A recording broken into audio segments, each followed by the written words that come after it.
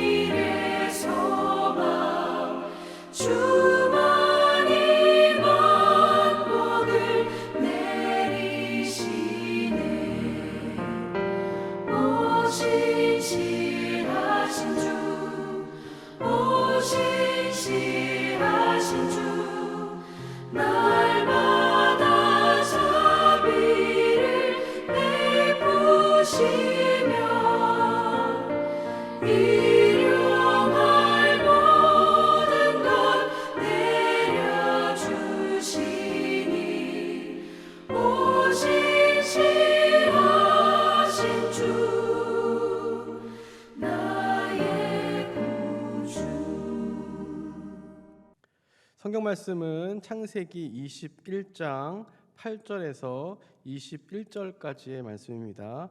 화면을 보시면서 함께 봉독하겠습니다. 아이가 자라매 젖을 떼고 이삭이 젖을 떼는 날에 아브라함이 큰 잔치를 베풀었더라. 사라가 본즉 아브라함의 아들 애굽 여인 하갈의 아들이 이삭을 놀리는지라. 그가 아브라함에게 이르되 이 여종과 그 아들을 내쫓으라. 이 종의 아들은 내 아들 이삭과 함께 기업을 얻지 못하리라 하므로 아브라함이 그의 아들로 말미암아 그 일이 매우 근심이 되었더니 하나님이 아브라함에게 이르시되 내 아이나 내 여종으로 말미암아 근심하지 말고 사라가 내게 이른 말을 다 들으라. 이삭에게서 나는 자라야 내 씨라 부를 것임이니라. 그러나 여종의 아들도 내 씨니 내가 그로 한 민족을 이루게 하리라 하신지라. 아브라함이 아침에 일찍 일어나 떡과 물 한 가죽 부대를 가져다가 하갈의 어깨에 메워주고 그 아이를 데리고 가게 하니 하갈이 나가서 브엘세바 광야에서 방황하더니 가죽 부대에 물이 떨어진지라. 그 자식을 관목 덤불 아래에 두고 이르되 아이가 죽는 것을 참아 보지 못하겠다 하고 화살 한바탕 거리 떨어져 마주 앉아 바라보며 소리내어 우니 하나님이 그 어린 아이의 소리를 들으셨으므로 하나님의 사자가 하늘에서부터 하갈을 불러 이르되 하갈아 무슨 일이냐 두려워하지 말라. 하나님이 저기 있는 아이의 소리를 들으셨나니 일어나 아이를 일으켜 내 손으로 붙들라. 그가 큰 민족을 이루게 하리라 하시니라. 하나님이 하갈의 눈을 밝히셨으므로 샘물을 보고 가서 가죽 부대에 물을 채워다가 그 아이에게 마시게 하였더라. 하나님이 그 아이와 함께 계심에 그가 장성하여 광야에서 거주하며 활 쏘는 자가 되었더니 그가 바란 광야에 거주할 때 그의 어머니가 그를 위하여 애굽 땅에서 아내를 얻어 주었더라. 아멘. 인생을 살아가다 보면 어떤 결과나 어떤 열매를 얻기 위해서 오랜 시간 동안 인내하며 기다려야 할 때가 있습니다. 그리고 그렇게 기다리고 기다렸던 결과를 얻게 되었을 때 그 기쁨은 당연히 클 수밖에 없습니다. 예를 들어서 열심히 노력해서 준비한 시험에 합격한다든지 또 오랫동안 보지 못했던 어떤 사람을 또 만나게 된다든지 또한 어떤 병이 정말 오랜 치료 끝에 완치되었다는 소식을 듣게 되면 그때 그 기쁨은 우리에게 우리 삶에 놀라운 희열을 가져다 줍니다. 더구나 오늘 본문에 나오는 아브라함과 사라는 한두 해도 아니고 장장 20년 이상을 기다렸으며 또 상식적으로는 가능성이 없어 보이는 그 일이 자신들의 눈앞에 실현되는 경험을 하게 되었습니다. 그 기쁨은 두말할 필요도 없을 것이고 기쁨뿐 아니라 놀라움도 굉장히 컸을 것입니다. 저희 가정도 첫째 아이를 낳은 후 한 3년 정도의 차이로 둘째 아이를 갖기로 계획을 했었습니다. 근데 그게 사람 마음대로 되지 않더라고요. 결국 계획보다 1년 이상이 더 지나서 이제 둘째 아이를 가지게 되었는데 그때 정말 기뻤습니다. 물론 첫째 아이를 가졌을 때 그 기쁨도 너무나 컸지만 이 둘째 아이를 가졌을 때는 그 기다리는 마음이 조금 더 컸기 때문에 또 기쁨도 더 컸던 것 같습니다. 그런데 아브라함과 사라는 1년도 아니고 2년도 아니고 20년 이상을 그리고 젊은 몸도 아니고 이제 아이를 낳을 수 없는 그런 나이가 되어서 이삭을 낳게 되었으니 그 기쁨은 정말로 말할 필요가 없고 설명할 필요가 없었을 겁니다. 무엇보다 이삭의 태어남에 중요한 의미가 있는데요. 하나님께서는 하나님의 부르심에 따라서 고향과 친척과 아비집을 떠난 아브라함과 언약을 맺으셨습니다. 아브라함의 발로 밟는 땅이 바로 아브라함의 땅이 될 것이다 라고 말씀해 주셨고 아브라함의 자손이 하늘의 별처럼 바닷가의 모래처럼 많아질 것이라고 말씀하셨습니다. 거기다 더해서 아브라함의 이름이 창대하게 될 것이다 라는 축복을 해주셨습니다. 그리고 드디어 오랜 시간이 흘러서 그 약속에 대한 믿음이 희미해질 무렵 의학적으로는 임신할 수 없는 몸이었던 그 사라의 몸을 통해서 정말로 아들 이삭이 태어나게 되었습니다. 그러니까 이삭이 태어나니 놀라운 사실을 통해서 하나님께서는 아브라함과 맺으신 그 언약이 정말로 실현되고 있다는 사실을 보여주셨던 겁니다. 사실 어쩌면 현실적으로 봤을 때 이삭이 태어났다고 해서 하나님께서 아브라함에게 말씀하셨던 이 언약들이 정말로 성취되었다라고 말할 수 없을지도 모릅니다. 그럼 우리가 기억해야 할 것은 뭐냐면 아브라함의 현재 모습이 아니라 바로 하나님이 아브라함과 약속하신 그 약속과 또 하나님의 신실하심입니다. 특별히 오늘 본문 바로 앞에 말씀인 창세기 21장 1절과 2절에 보면 같은 표현이 반복해서 나옵니다. 말씀하신 대로 말씀하신 시기가 되어 이 비슷한 표현이 3번이 반복이 되는 건데요. 이 표현을 통해서 알 수 있는 건 이삭의 탄생을 통해서 우리는 하나님의 신실하심을 다시 한번 확인할 수 있다는 겁니다. 하나님께서는 여러 차례 아브라함에게 주셨던 그 언약의 말씀이 이 이삭을 통해서 거짓이 아니라 실현되고 있음을 입증해 주신 겁니다. 말씀하신 대로 사라를 돌보셨고, 말씀하신 대로 사라가 임신하였고, 말씀하신 시기가 되어 이삭이 탄생하게 되었습니다. 하나님께서 아브라함과 맺으셨던 그 약속을 결국에는 말씀하신 대로 이루시는 분이었습니다. 아브라함과 사라도 그렇고 많은 사람들은 설마 했을지 모르겠지만 하나님에게는 설마가 아니라 신실함이었습니다.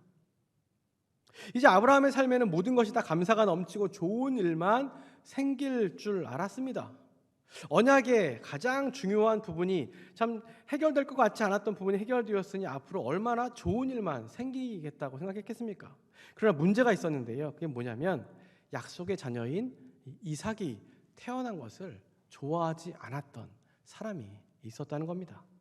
바로 하갈과 아브라함의 또 다른 아들 이스마엘이었습니다. 사실 이삭이 태어나기 전까지만 해도 어떻습니까? 아브라함의 장자는 당연히 이스마엘로 알고 있었습니다. 앞서서 아브라함과 사라는 하나님의 시간을 인내하며 기다리지 못하고 하갈을 통해서 결국 아들 이스마엘을 낳았습니다. 그리고 이스마엘을 장자라고 여기며 10여 년을 그렇게 살아왔습니다. 그런데 이제 이삭이 태어난 겁니다. 이제부터 누구나 예상할 수 있는 일이 벌어지게 되는 거죠. 두 아들의 갈등, 그리고 두 어머니의 갈등이 시작됩니다. 다 함께 조화롭게 살면 좋을 텐데 이삭과 이스마엘의 상황은 그렇지 못했습니다. 이삭이 자라서 이제 젖될 무렵이 되었습니다. 통상 그 당시에는 아이를 한 3살까지도 이제 엄마의 젖을 먹였다고 하는데요. 그렇다면 대략 이삭이 한 3살 정도 되었고 이스마엘이 대략 한 17살 정도가 되었던 때로 보입니다.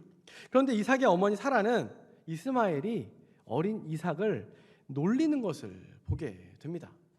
이 개역 성경에는 놀렸다라고 되어 있는데요. 예전에 있었던 개역 한글판 성경에는 이 부분이 희롱했다라고 번역합니다. 희롱했다. 그러니까 단순히 형이 동생을 데리고 놀면서 그냥 장난스럽게 놀린 정도가 아니라 희롱했다. 더 심하게 아이를 괴롭혔다라고 볼 수 있는 겁니다. 이스마엘 입장에서는 이삭은 결코 귀여운 동생일 수 없었습니다. 17살이나 된 이스마엘의 입장에서 이삭은 자신의 장자로서의 권리를 빼앗는 존재로밖에 여길 수 없었다는 겁니다. 결국 이스마엘의 존재는 아브라함에게 깊은 근심이 되었고요. 아브라함은 고민했지만 뚜렷한 답을 찾을 수 없었습니다. 약속의 자손이며 영적인 수혜자가 이삭인 것은 알고 있지만 어찌되었든 이스마엘도 자신의 아들이었습니다. 그렇지만 결국 두 상속자가 함께 있을 수는 없었습니다. 아브라함의 이 근심 가운데 하나님이 또다시 개입하십니다. 하나님께서 명확하게 말씀하시는데요. 이삭에게서 나는 자라야 내 씨라 부를 것임이라. 사라의 말대로 하라. 이렇게 말씀하십니다. 하나님께서는 이스마엘도 아브라함의 아들이긴 하지만 변하지 않는 진실은 사실은 이삭이 바로 하나님께서 아브라함과 언약하실 때 말씀하신 약속하셨던 그 언약의 자손이라는 사실을 확인해 주신 겁니다. 인간적으로 볼 때 하나님도 그렇고 아브라함도 그렇고 참 매정해 보입니다. 분명한 것은 이삭이 가는 길과 이스마엘이 가는 길은 전혀 다른 길이었고요. 이 두 인물이 같은 차를 타고 갈 수 없었습니다. 결국 하갈과 이스마엘은 쫓겨나게 됩니다. 그러나 하나님께서는 이스마엘을 또한 그냥 버리진 않으셨습니다. 그도 역시 아브라함의 아들이었기 때문에 13절 말씀에 보면 하나님께서는 아브라함에게 이스마엘을 통해서도 한 민족을 이루겠다라고 약속해 주십니다. 아들 이스마엘과 하갈을 내쫓는 그 안타까운 가운데 있는 아브라함에게 하나님께서 해주셨던 위로의 말씀이었습니다. 비록 눈물을 머금고 두 모자를 떠나보내야 하는 아브라함이었지만 하나님께서 또 그들에게도 큰 민족을 이루겠다라고 하신 약속은 아브라함에게는 큰 위로가 되었고 또 하나님의 말씀에 순종할 수 있게 해 주었습니다.